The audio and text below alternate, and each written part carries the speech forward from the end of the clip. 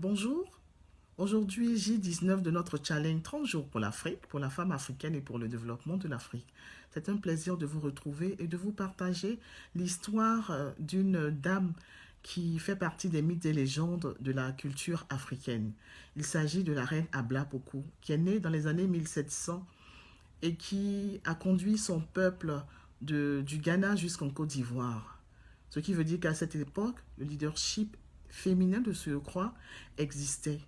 Alors ne nous leurrons pas, en Afrique, tout a existé et tout existe. Nous avions tout et nous avons tout. Ne croyons pas que tout ce que nous voyons aujourd'hui vient de l'extérieur. C'est seulement parce que nos traditions et nos cultures sont orales et ne sont pas écrites. Je reviens à l'histoire de la reine Abla Pokou, cette femme leader qui a su conduire son peuple du Ghana jusqu'en Côte d'Ivoire.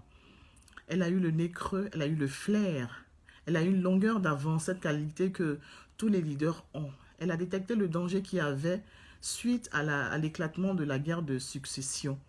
Donc elle a dû faire venir son peuple en Côte d'Ivoire. Et chemin faisant, ça n'a pas été facile.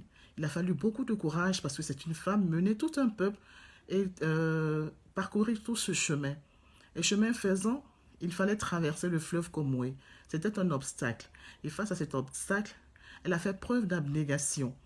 Elle a fait preuve d'abnégation en sacrifiant son fils unique. En le disant, on a l'impression que c'est facile.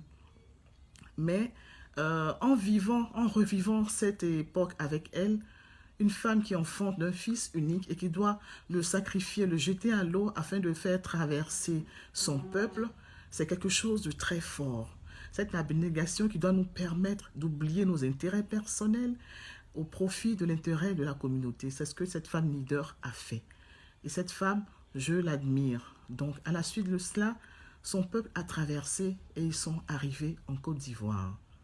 Je voudrais partager cette histoire parce que le leadership féminin existait déjà depuis bien longtemps.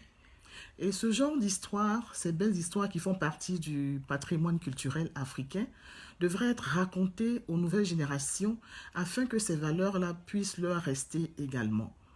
Et nous, femmes, nous savons que depuis les années 1700, le leadership féminin existait. Nous devons prendre notre place au cœur du développement de notre Afrique. Merci et à demain.